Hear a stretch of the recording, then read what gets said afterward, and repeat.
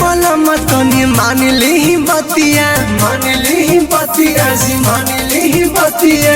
जिद नहीं करी ना तो होखेला विपतिया जी होखेला विपतिया। प्रेम से बोला हालेलुया। बड़ा निक लागे उनकर महिमा सुनी। स्वर्ग के राजा महाराजा होवे दिलवा के हमर यीशु। दिलवा के हमर यीशु। दिलवा के हमर यीशु। दिलवा के हमर यीशु।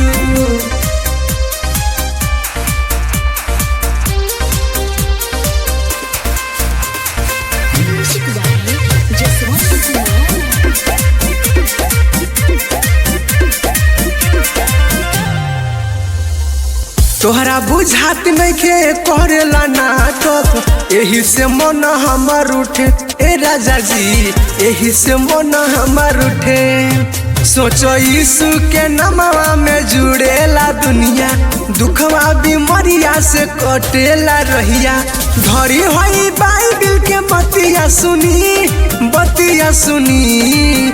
स्वर्ग के राजा महाराजा होवे दिलवा के हमर यीशु।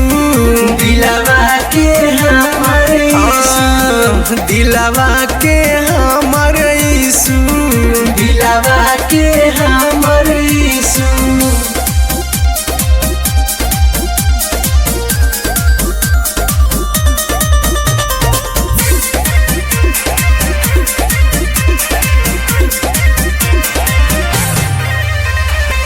बीती समैया तो मिली ना दोबारा, सोची न एक बेरी मन में ए सैया जी, सोची न एक बेरी मन में।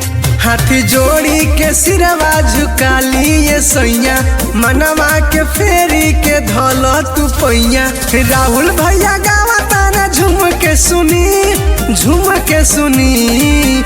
स्वर्ग के राजा महाराजा होवे दिलवा के हमर यीशु।